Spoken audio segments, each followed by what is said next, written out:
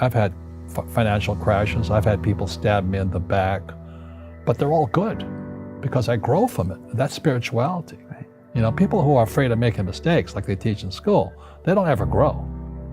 Because spirituality is there's good and there's bad, there's right and there's wrong, there's up and there's down. Most people only want to be right, they only want to be positive. Well, you can't have that. That's not reality. Well, I wasn't poor by most people's standards, but I came from a family with a poor attitude, if you know what I mean. Because rich, poor, middle class, poverty starts with a fundamental attitude. Poverty is passed on. It's taught in your families. And middle class is taught in families.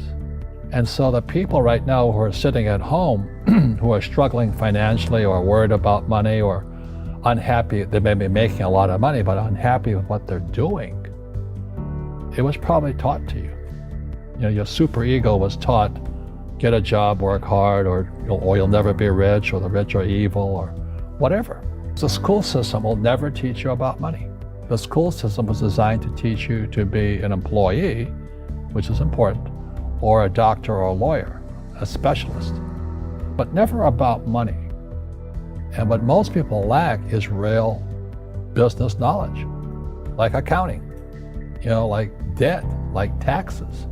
You gotta know that stuff, but they don't teach it in school to anybody. So, and then when people ask me, how did your rich dad learn this when your poor dad, a PhD, didn't? And the answer is very simply, my rich dad, who's my best friend's father, his father died when he was 13. So rich dad had this family business at 13 to run. So he had to drop out of school, which was his blessing. You know, there's blessings, and you know, sometimes the blessing doesn't look like a blessing, but it turned out to be a blessing.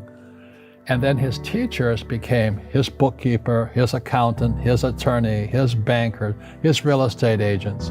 So he has what I call real teachers, not these fake teachers in school. You see, most teachers in school, they're out of ethics. They teach subjects they themselves don't practice. I asked the teacher, I said, you know, I'm in my third year of calculus now. It was called strength of materials. I said, am I ever going to use this stuff? He goes, no. You know, I said, why do you teach it? He says, because I get paid. I said, do you ever use it? He goes, no. And that's why, you know, you have to, in life, one of the things I suggest to people, you got to find a real teacher versus a fake teacher. And a fake teacher is somebody who doesn't do what they teach. And a real teacher is doing what they teach every day. So my accountants, my attorneys, they're in it every single day. That's how I learn, because every day I'm solving problems in my business. So I have accountants and attorneys and bankers and all these people on speed dial because I'm solving problems with my team. I see you giving this knowledge out, and yeah. Do the rich people cringe and say, don't tell them that, Rob? Yes. Don't tell people what you know. Right. Keep them poor.